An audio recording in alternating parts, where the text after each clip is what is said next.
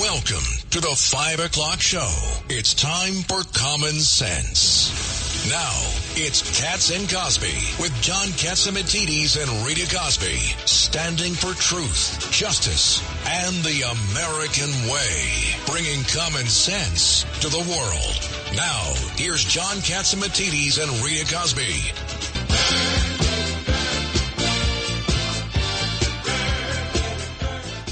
Well, we are back. We are burning hot. And what is that song, Burn, Baby, Burn? Well, the new potential vice president from the governor of Minnesota his wife said she enjoyed the rubber smell of when they were burning down Minneapolis. The smell of napalm in the morning? Is that what it is? In the summer of love of 2020. And did nothing when they burned down the police precinct. I mean, what kind of people do they have in Minnesota? It needed to be renovated. The sweet smell of my city burning down. Bronx fire.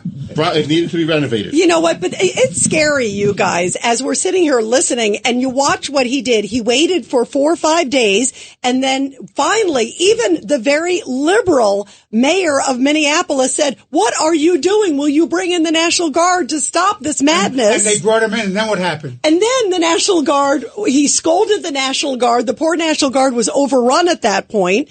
And they burned the police precinct down, and the police had to leave because they were overrun too. So guess what? That's not a good tale. Do you want that in America?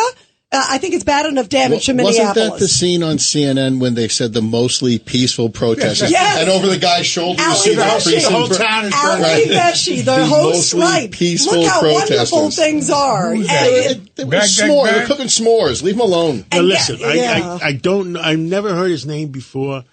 You know, I'm going to wait and see what else. You know, let's see what kind of person he is. Does anybody know him? Tony, you know him? I do not know him personally. We have Tony Carbonetti in the studio, first deputy mayor or chief of staff of Rudy Giuliani, and the other Rudy, deputy mayor of the Rudy Giuliani. We got everybody. It's old home week. Everybody, old home week from Rudy Giuliani.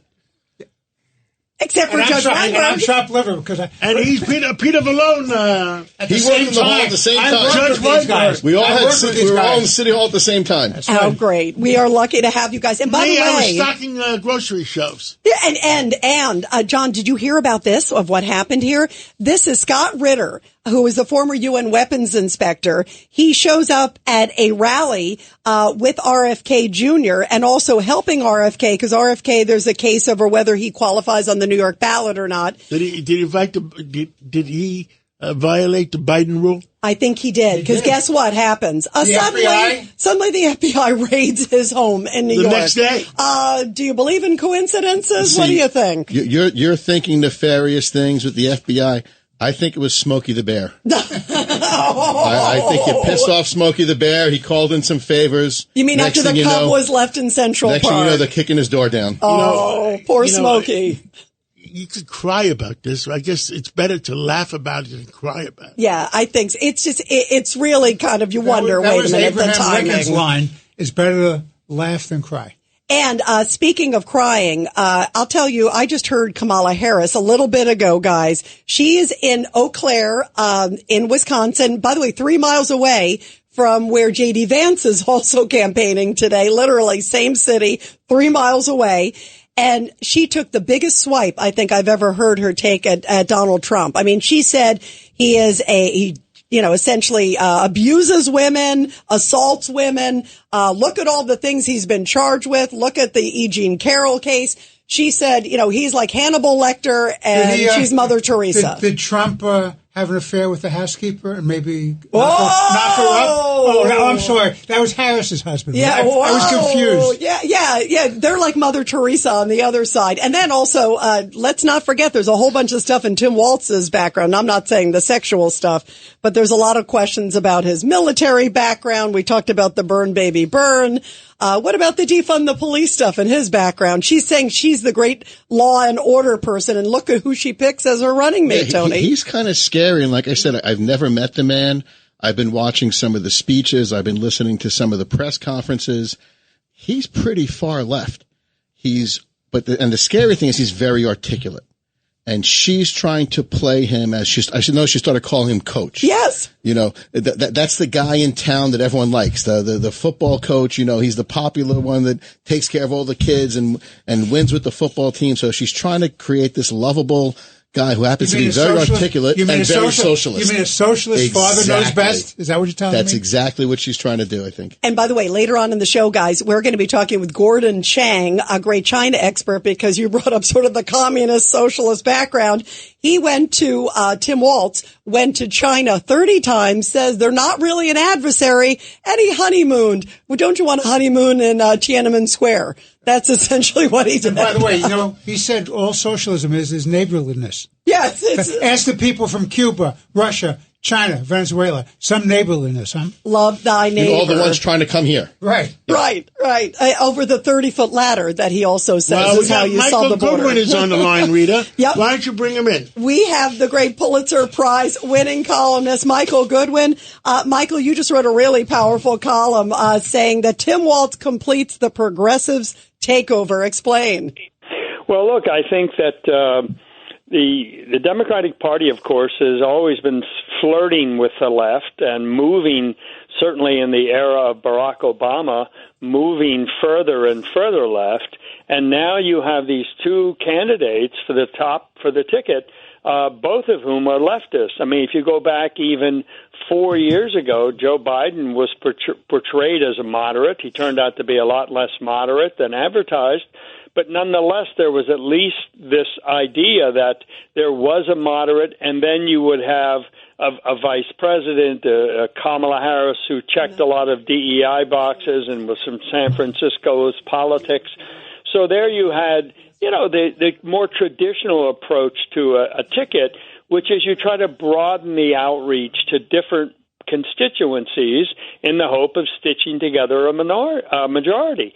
But now what you have is a strictly left ticket, no moderation. I mean, quite extraordinary when you look at things that Kamala Harris has said over the years and things she has supported.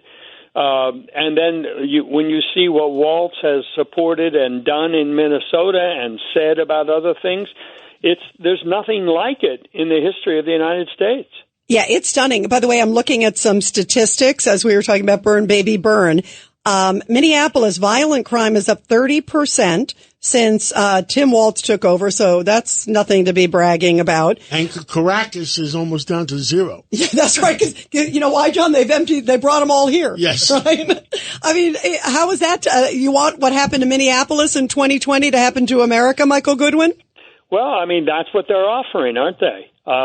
Don't forget, I mean, I thought one of the great confluences here was that his reluctance to call out the National Guard during the 2020 riots, saying that his sympathies lied with, you know, the marauders.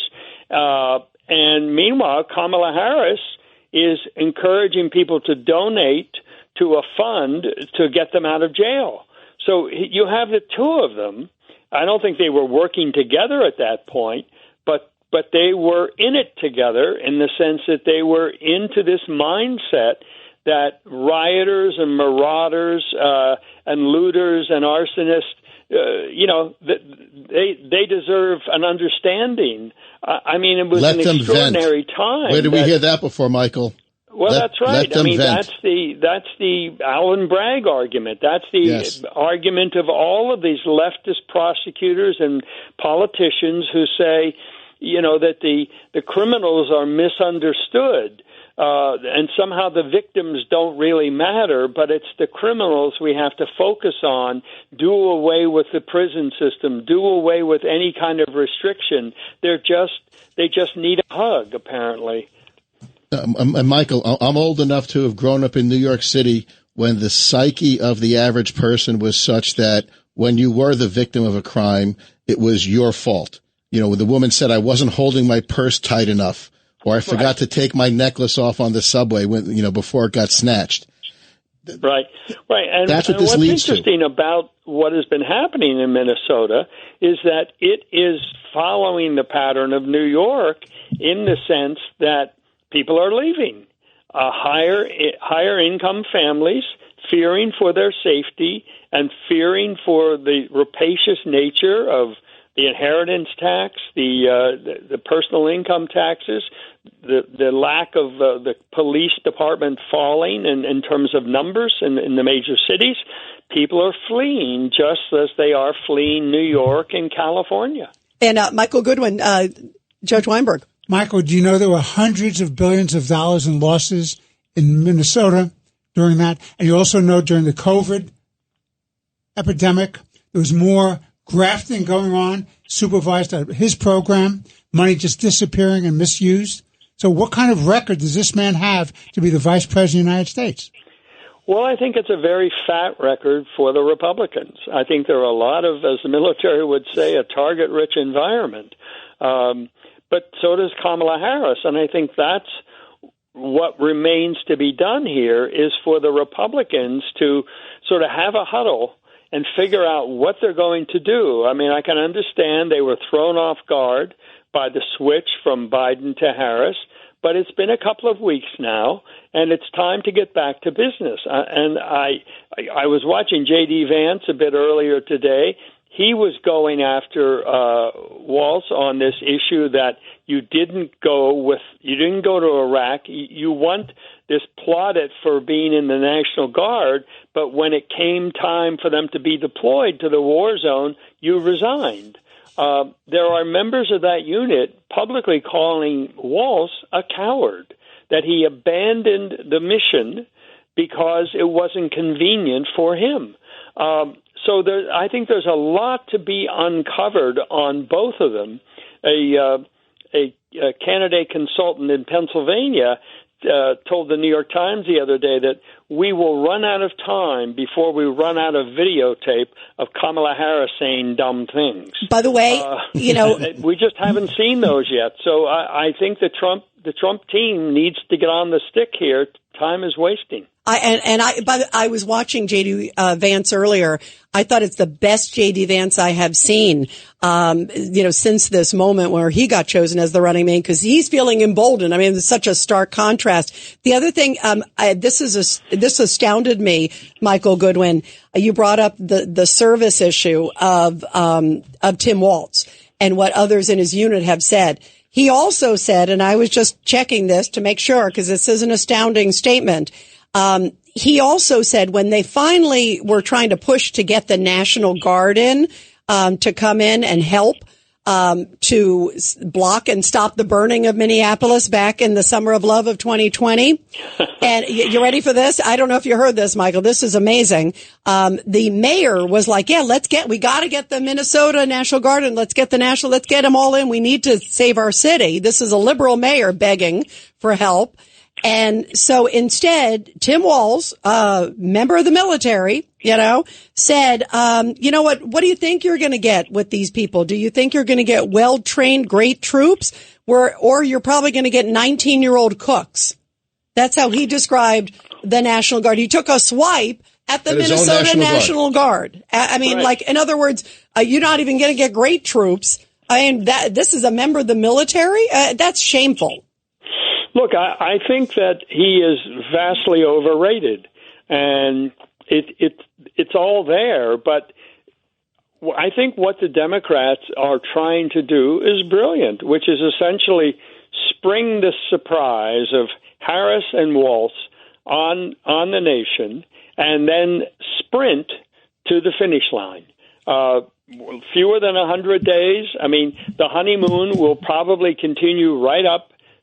Certainly with the media, continue right up until the convention, which is a couple of weeks, and then go from there. So they're really trying to shorten the game.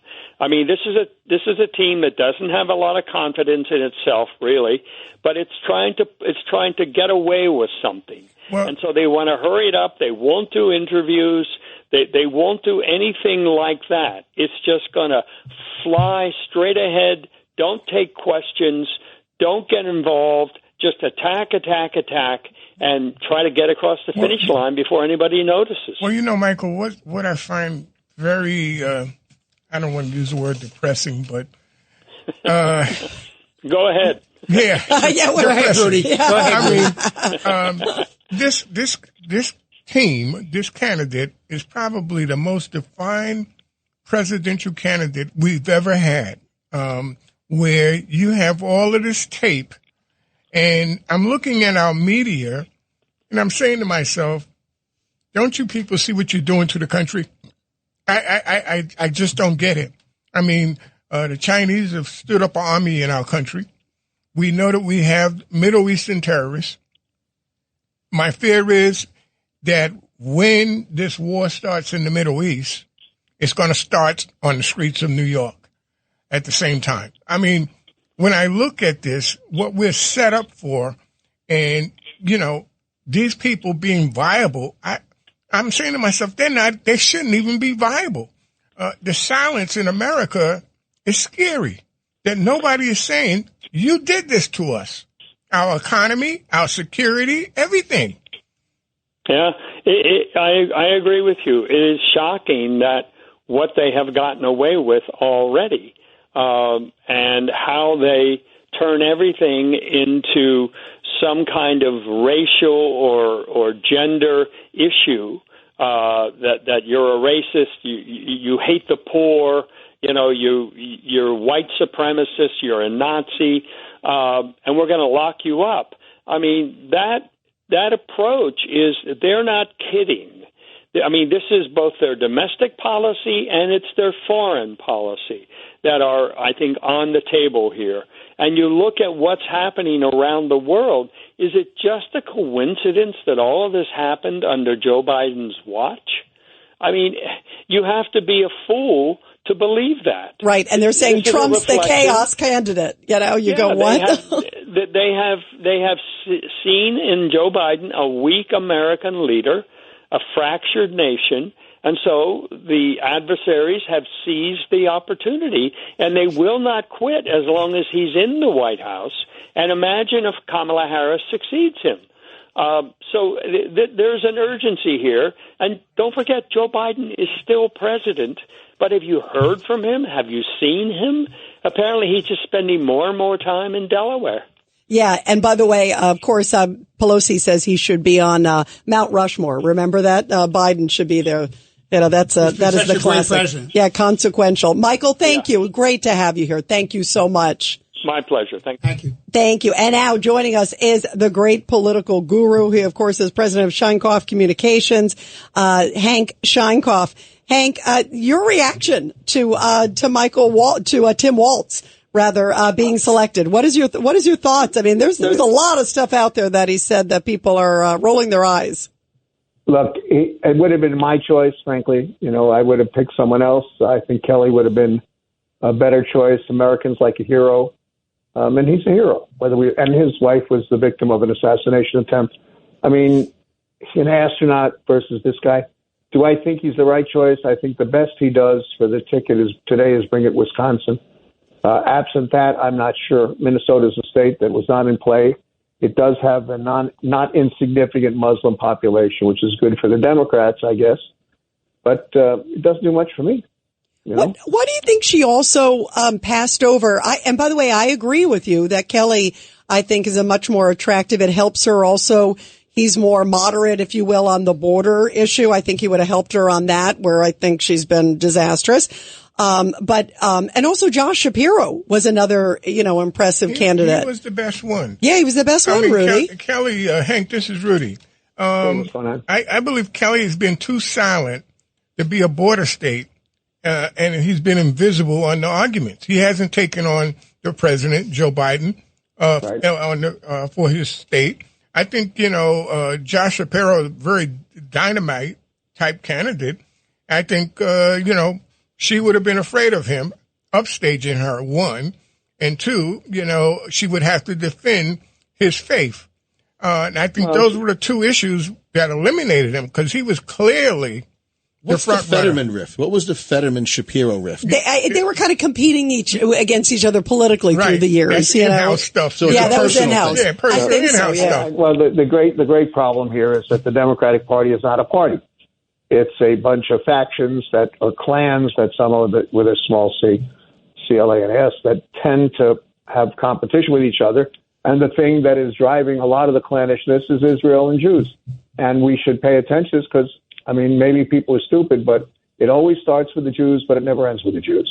And we have a problem in this country that is not insignificant, that is both that has somewhat to do with the income gap, but a lot to do with how our politics are structured. This Democrat Party is no longer a party of working people. They've all left, blue-collar people, and gone to the Republican Party.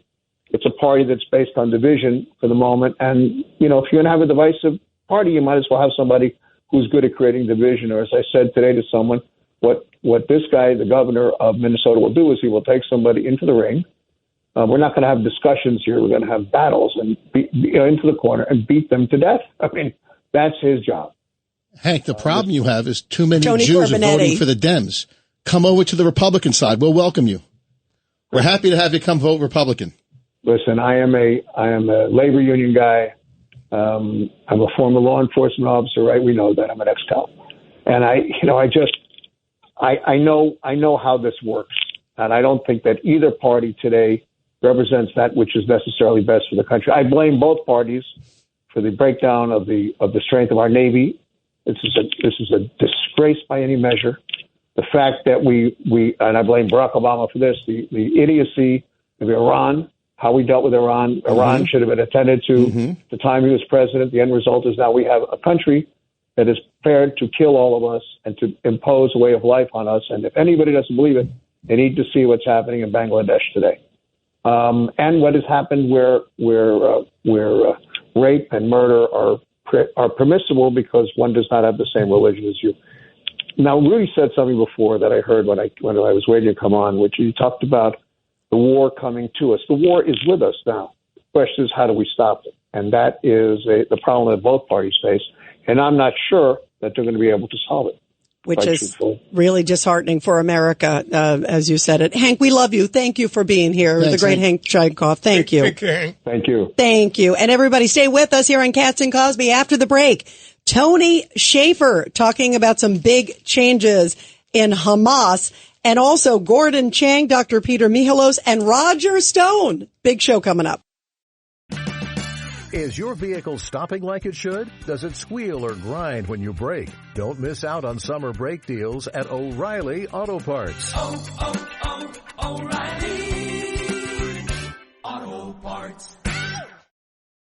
A common sense recap of the day's biggest stories. It's John Catsimatidis and Rita Cosby.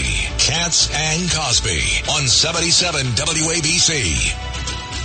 And we are back here on Katz and Cosby. Some big developments in Hamas. Now that some of their leaders have been taken out, but the real bad one has not. And Tony, you know who this Yahya Sinwar is, who's now the new appointed head of Hamas. The real bad one, the mastermind of the October 7th terrorist act, is now in charge fully of Hamas.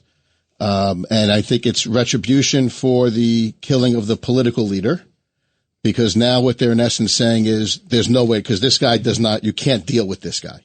This guy is a cold-blooded killer. As if the other ones Sinwar weren't. Well, Sinwar was in prison for 20 years in Israel for killing 2 IDF agents and killing 4 Palestinians who he felt were sympathetic to Israel. Wow. He's a complete maniac. This guy is a anti-Israel psycho. And this is the one who is now the new head of Hamas. He's now in charge of military and political Hamas. Well, I can see that's a good reason to have a 2-state solution. Yeah, exactly. Right. There's you can't rationalize with this guy.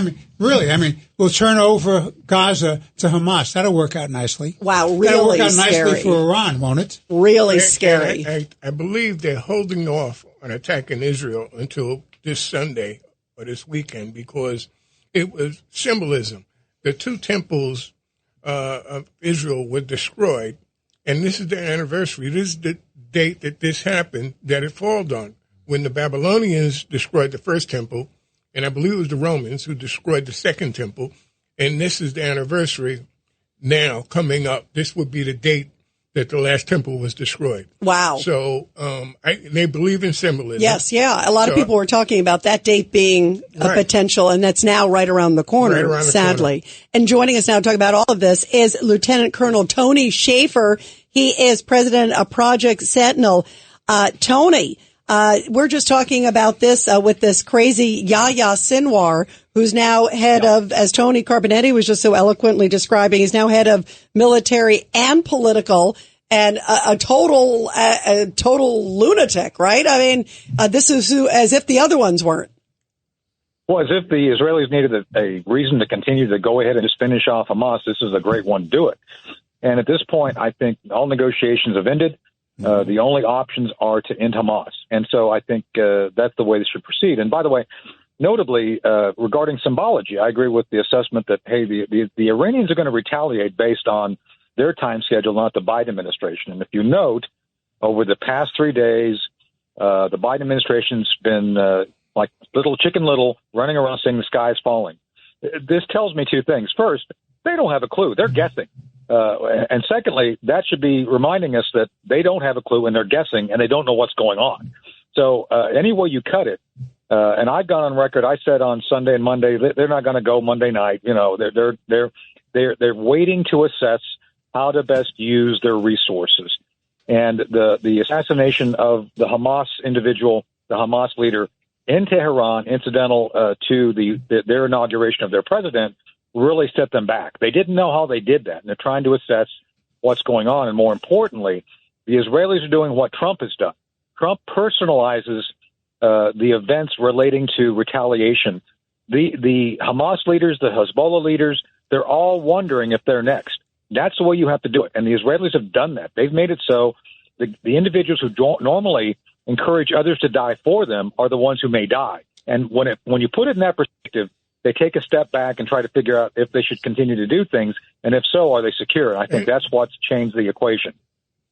And Tony, the White House doesn't understand. You don't win anything, sports, war, anything, playing defense. You got to go on offense. Exactly. And they're tying Israel up into this whole defensive game that they want to play, which makes no sense. Right. And it only will result in the death of more people on both sides. I agree with you. You've got to end this. The way you end it is by victory. Otherwise, you draw it out. You make it painful for everybody. And by the way, it makes us a bigger target. We've had the strike against the Al-Assad air base 2 days ago. More of that's coming until we end this, period. I believe before you were referring to the Soleimani killing, which 100% correct. It personalized it, and it let them know that we could get to their backyard. Because if you remember, they were presenting President Trump with, let's just do a strike at the base that had set off the drones that attacked and killed our contractor. That was what they recommended. And he said, well, what's the next level? And I said, well, the next level is you go kill Soleimani. He goes, do that. Right. Yep. Okay. Send that message. The right call. Yes. Right. Judge Weinberg. Tony, good to talk to you. Let me tell you, in my view, the reason they took out this guy in Tehran was to send a message that we can get to him, we can get to any of you guys. You better think hard and fast. Precisely. Yes, Judge, you are completely correct. And again, it made him stop. It made him think. And while they're thinking, we now should be back on the offensive, but we're not.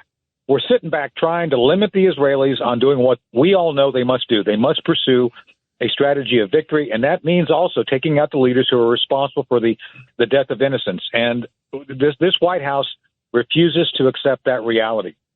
Absolutely. Tony Schaefer, thank you so much for being with us. We really appreciate it. Thank you, Tony. You are terrific. And now, everybody, let's go to the big headlines of the day.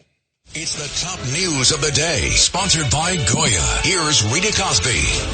And here are some of the big Goya headlines. Kamala Harris and her new running mate, Tim Walz, are on the campaign trail in the battleground states of Wisconsin and Michigan. Meanwhile, Trump's running mate, J.D. Vance, mirrored the same schedule. He held several campaign events today.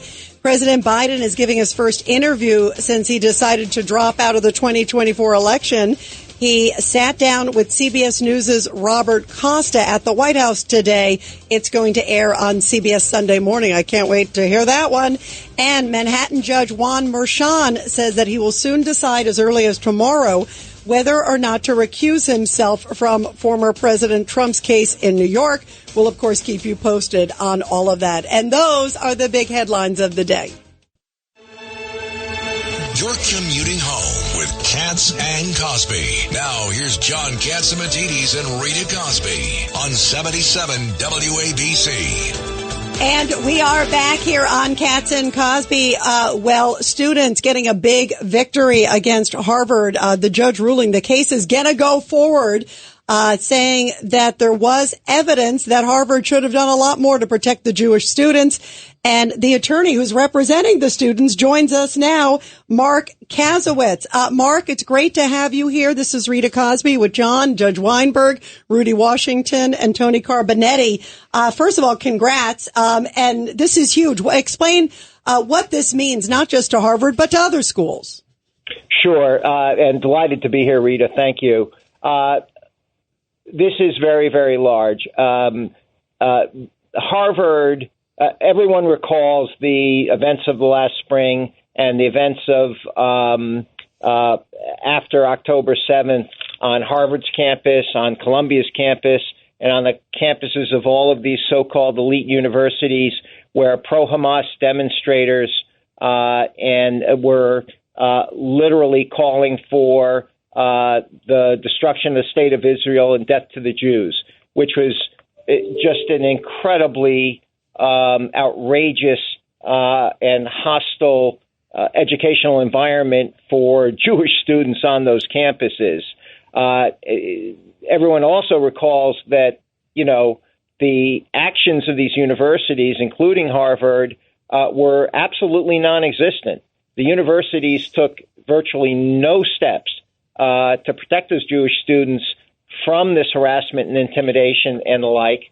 And so we brought cases against Harvard, NYU, Columbia, and Penn.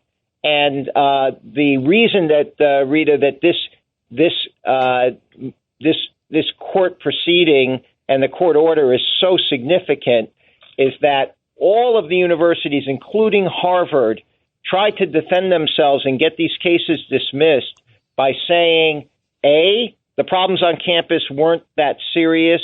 The incidents of anti-Semitism were isolated and not part of any kind of pattern of hostile behavior. And two, the university's working on it. And the courts need to let the universities do this on their own without interfering. In fact, these universities were claiming somehow that they were the victim because our lawsuits would impose a hardship on them while they were trying to deal with these issues. Just outrageous. So here, Judge Stearns, a federal district court judge in Boston, heard our argument. I was there 2 weeks ago with my partner, Mark Ressler, and we argued for a couple of hours against Harvard. Harvard, I think, had some former solicitor general or something who was arguing for them. And the judge took it under advisement. And yesterday he came down with his decision, and he appropriately and properly found that the educational environment was hostile for Jewish students on these campuses, that the university had completely ignored the interests and rights of their Jewish students, and that the university may have been mouthing pieties about the steps it was taking, but they were empty pieties. Wow. And so we have an important victory for the benefit of our clients, these students, and now we're going to proceed with discovery through the university's files. And I say bravo because to me it's astounding that other schools, I think it opens the door. I'm telling you, you're giving hope because you can't just throw a major group of students by the wayside and not protect them. They couldn't even go to campus. It's shocking. Judge Weinberg. Mark, good to talk to you again. Let me say this. This is a great victory because you're sending a signal to the whole country. And number two, this is denial of basic civil rights of the Jewish kids on campus. But it could have been anybody. Would they have tolerated this if it was against Asians or Latinos or African Americans? Right. And the answer is no. So why should this be tolerated because it happens to be the Jewish community? And so once, as I say, once you go after the Jewish community, it can be anybody. What say you, Mark? Well, look, it's really shocking that in the year 2024, which is about 70 some odd years after the Holocaust, that we are encountering a situation on our campuses, on the on the places of highest learning in this country, in the world, where not only is there rampant anti-Semitism against Jewish kids, where Jewish students are being intimidated, harassed, and discriminated against, not just by other students, but by faculty and by administrators. Okay, not only is that outrageous, and when you think that this is only 70 years after the Holocaust, or it's 70 years after the Holocaust and it should never happen again, but this is what was happening in Germany in 1932 and 1933. The place where anti-Semitism really took root in Germany was in the universities, and it metastasized from there. And what we're seeing here is anti-Semitism taking root in the universities. And so this decision, our lawsuits and this decision, and the decision of the federal district court in Boston, what that says is no, not here. The university has an obligation to stand up to protect the rights of Jewish students, just as it does the rights of other protected classes under Title VI of the Civil Rights Act of 1964. And that's what we're going to do. Yep. And it's not just going to be at Harvard. We're going to do it at Columbia. We've settled with NYU, and there was a public announcement on it. But we're going to do it at Columbia, at Penn, and then we've got other universities in our sites right now who we're going to be bringing actions against. My friend Charlie Gasparino wrote a book, Go Woke, Go Broke. Somebody better send a copy of the book to all those universities. Yeah, I was going to say, bravo. By the way, Mark, for what you did. Keep us posted, please. Thanks very much. Absolutely will. Nice to speak with all of you. John, good to see you again. Thank Be you. well. Thank you so much. And joining us now. Gordon Chang is waiting for us. Absolutely. The great Asia expert. Gordon, what do you make of now the running mate for Kamala Harris, Tim Walz? He loves China. He's been there 30 times. It's a great place to honeymoon. And he said, China's not that bad. Yes, and he purposely picked his wedding date to be the 5th anniversary of the June 4th massacre. The real concern. Wait. He purposely picked the date? Wait a minute. We're all like, wait a minute. Time out. Whoa. Wait, he purposely picked the date? Yes, his wife actually said that he wanted a date that he would remember. And in China, you remember June 4th, especially when there was only 5 years after the end of that horrible event. But the real issue with Tim Walz is not whether he's gone to China 30 times and all the rest of it. The point is that he still has this outdated view of China where he says our relationship doesn't have to be adversarial. Well, China killed 1.2 million Americans by deliberately spreading coronavirus beyond its borders. China each year kills 75,000 Americans with fentanyl. Each year, China steals about $500 billion of U.S. intellectual property. And the Communist Party believes it is in an existential struggle with the United States because they're worried about our values and form of governance and the inspirational impact of those on the Chinese people. This is a death match, and Tim Walz needs to understand that. Yeah, it is really interesting, the timing of all of this, and 30 visits there. By the way, there's a story too, Gordon Chang, that recently came out that China said it's going to look into what it's doing with, with producing fentanyl. I mean, can we believe anything they're going to say? That, like, as if right now, right before the election, they're somehow going to have an epiphany. No, we can't believe it. On November 15th of last year, Xi Jinping told Biden that he was going to reduce the flow of precursor chemicals in pill presses to the Western Hemisphere. Well, he essentially made that same promise to President Trump in 2018, and in 2016, he made the same promise to President Obama. Xi Jinping is using fentanyl to weaken America. It's an integral part of his plan to take down our society. And right now, we have to understand that fentanyl gangs, and some of them which are actually state companies, operate with the knowledge and the approval of the Communist Party. They couldn't do that in China's total surveillance state. So Biden is touting his victory of fentanyl with Xi Jinping. Don't forget TikTok. Communist Party plan to take us down. Add TikTok to that list. Yeah, Tony's saying TikTok. Don't forget it. You add TikTok to the list, you add so many others. Yeah, absolutely. Gordon Chang, thank you so much. Really great to have you here. Keep us posted. And that is wild about that, the wedding date. That's a new one. Never forget that anniversary, huh? Yeah, you never will. Wow. That's really scary. Thank you, Gordon.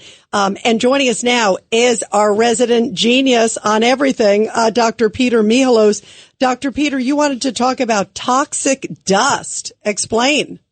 Well, before I get into the toxic dust, I just want to talk about the Lancet journal, a prestigious journal of public health, did a study that showed that the Gen X people and millennials, those are the people from 1965 to 80 for Gen X, and the millennials from 1980 on, they, compared to the people in 1955, are dying 2 to 3 times more from cancers, breast, colorectal, pancreas, and that's very, very alarming. And why is that? Especially why? with the medical breaks. This is the question. People sitting are in front of computers and the electronic heroine of cell phones are now moving around. They're less active. We're seeing people using more drugs, more airborne toxic dust that we're finding out. Another study, the whole cover of Consumer Reports this month is about toxic dust. So what is that? In our air and the dust in our homes and particle board furniture and other things like that contain mercury, lead, arsenic. And they found, Columbia University just did a study, and they found in the urine of people cadmium and uranium and tungsten, which are not natural elements that we don't need enough. And those people had a much higher risk of atherosclerosis and heart disease and cancer. So there is definitely involuntary exposure to these environmental toxins are not helping us. And the things in the air, that's why we talk about often having a HEPA filter in your house, in your bedroom, changing the cabin filters in your car. It turns out to be very important. And also the plastics. Everybody talks about the tire on your rubber. The rubber tires wear out. But guess what? Where's all those microparticles of plastic going? You're on the highway and your windows are open. You're driving a convertible. You're breathing in all that stuff. And our lungs are like a vacuum cleaner. They collect all this stuff. They're finding it on autopsies, and people weren't exposed to all these things years ago. So we're finding that the toxic chemicals, alcohol, smoking, and the sedentary lifestyle are all contributing. And that generation, they're not working on farms. They're not doing hard labor. People are sitting behind computers all day, and it's turning out that it is affecting lifespan, and men's lifespan in the U.S.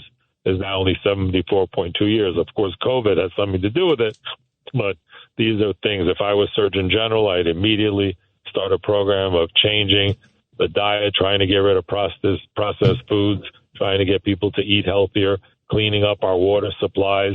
And if we did that, we'd probably save the country billions, if not trillions of dollars in healthcare costs. Wow. Very important stuff. Well, Dr. Peter. Maybe we would live long and prosper. Yeah. I've heard that line before, I think. Yeah. Well, keep listening to WABC for more health tips on Katz and Cosby to keep us all alive and going, and keep thinking positive and testing negative. Thank you. Dr. Peter, you're great. Thank you so much. And everybody, we got a break now, John. Let's take a break, and we got Roger Stone. And look, we know Roger. He'll give us something good to talk about. He always does. It's a common sense recap of the big stories. It's Katz and Cosby on 77 WABC. And we are back here on Katz and Cosby. Boy, so much going on in the presidential race now with Tim Walz. The moderate, right? I'm being facetious. Fathers know what's best. Yes, exactly. Burn, baby, burn. Burn, baby, burn. Yeah, where's again? the burn, baby, burn? Let's do, maybe we could do that leading into, to Roger. Well, we all know this song, right? You know this song, Rudy. You love this song by the Temptations, right? What was it? Who was it? The Tramps. That's right. They're great. Anyway, Roger Stone joins us now. Roger, you can't, it is you can't almost show two different worlds more than what we're dealing with now, between Tim Walz now added to Kamala Harris's ticket. And then you saw J.D. Vance today saying, which America do you want to live in? You want to have America looking like Minneapolis in 2020 during the, quote, summer of love? Yeah, it's really extraordinary. Kamala Harris actually seems to have selected someone who is actually even further left and crazy than she is. And clearly they didn't do very much vetting, because it's absolutely clear that when his unit was called up, despite the fact that he bragged constantly during his political career about his military service, but when his unit was called up to go to Iraq, he dropped out. He basically dropped out and never went, yet we have video of him talking about being in battle. So to my mind, that's at a minimum stolen valor. And then there's the whole issue of his actions during the Antifa BLM riots back in May of 2020. The mayor of Minneapolis requested support from the Minnesota National Guard, yet the governor, Tim Walz, delayed for 3 days. And then afterwards tried to blame the mayor for the delay, when the mayor didn't have the authority to deploy the National Guard. He wants to do away with fossil fuels. He's against fracking. He's against further exploration for natural gas and oil in this country. No new permits, forcing us to buy expensive garbage oil from Venezuela if they'll sell it to us. So he's a radical like she is. And if he was the do no harm, the safest choice of the three finalists here, I think they've got an angry radical on their hands who's a bit of a hothead. This is going to be very interesting. Roger, it's Tony Carbonetti. I don't understand strategically how he's the do no harm. I mean, you already have the left wrapped up with her. What do you need him for? I can explain that. Here's what I think. First of all, Josh Shapiro of Pennsylvania was definitely the front runner for this. He came very close, I think, 2 weeks ago, based on some of my sources, to having this locked up. And the idea was, of course, that he would bring Pennsylvania. Mm-hmm. That's a must-win state for Trump. But then I believe Barack Obama, among others, impressed upon Kamala Harris in her campaign that choosing a Jew from Pennsylvania would cost them Michigan and Minnesota, with their very, very large pro-Palestinian Muslim American constituencies, which are overwhelmingly Democrats. And they're very significant in both of those states. So I think the idea there was that, okay, we can't take. Okay, that knocks him out, but keep going. Okay, now you go to Mark Kelly. Well, that looks great on paper, former astronaut and so on. There's one minor problem. He's partners with a Chinese communist company that makes these surveillance satellite balloons, like the ones they flew across the entire country, which I think they recognized. Wow. Okay, that knocks him out. Roger's knocking him down like bowling pins now. Yeah. Well, and then in his spare time, Kelly also, had a side job as a U.S. Senator from Arizona. Then there was, I think, an effort to look at alternatives. She went to the governor North Carolina of Kentucky. She looked at okay. him. She looked at the governor of North Carolina, but neither one of them were thought able to carry those states. Trump is in very strong shape in both of them. So the idea here was that Walz was the path of least resistance. I think that none of the things that offend us about him offend them, ironically. When it comes down to calling people weird, I think they're the weird ones. In all honesty, this guy, as governor, Tim Walz, required putting tampons in men's rooms and in the boys' rooms in the public schools. Why? Yeah, it's bizarre. I mean, there's some really weird, the other thing too, Roger, I don't know if you saw this, but it came out today on the military stuff, that when they finally sent the National Guard, or they were about to, he said, you know what, he actually mocked the National Guard. He said, these guys are not, what are you going to get? You're not going to get professional, really good soldiers. You're going to get 19-year-old cooks. I mean, this is not, and now she's going out there saying he's this great military warrior. Well, he also attacked the people who live in rural Minnesota, denigrating them as mostly rocks and cows outside the Twin Cities. This guy he's an elitist, leftist snob. He's kind of a wise guy. Actually, I can't wait to see a debate with J.D. Vance. He's challenging to Vance. I'd say, be careful, Governor. You may just get what you're asking for. Yeah, you know what? I saw today a very reinvigorated J.D. Vance. I thought he was at his best. It's like the best thing I've heard him today. He really came out on fire because he can make a very stark contrast between his and President Trump's view of America and now with Waltz on the ticket. Do you see that it's almost invigorated, I think, the Trump Vance ticket? Well, first of all, I think the attacks on Vance have been totally unnecessary and baseless. These are elitist snobs who don't like his more traditional family values views. Yes, he's very, very pro-family. He's for a family tax credit. Obama and Harris, particularly Harris, opposed a family tax credit. So I just think the attack on him has been unwarranted, and I always believed that he would rise to his moment in this campaign and prove what I believe is he was the right choice of the finalists. He's not a globalist. He's not a neocon. He's got a record in the U.S. Senate. He's got a record in business. He served his country with honor in Iraq in the U.S. Marine Corps. He's been an entrepreneur. He comes from very, very hard-scrabble background, self-made. I think that he is the American success story. It's one of the reasons that the left hates him so much. He will prove to be the right choice now, particularly given the stark contrast with Governor Walz, who did not serve the people. They can compare their war records. Exactly. Yeah, boy, is that going to be interesting. Can you imagine? Right. That's right. Wait till J.D. Vance goes after that. That's exactly right. This is a guy who fought and served, and the other guy ran away when the going got tough. Well, I could not have put it better myself. Look, I think the race is now coming back into some greater focus. You have this gigantic Kamala media blitz psyop being run where they're trying to convince us that she's popular, she's surging, she's a historical figure. But the key to this is notice no press conferences, no one-on-one interviews with any serious journalists. Even when she gets off a plane now and she has a brief, a point where she intersects with the press, she reads from a little notebook that they've given her. She inherited Biden's playbook.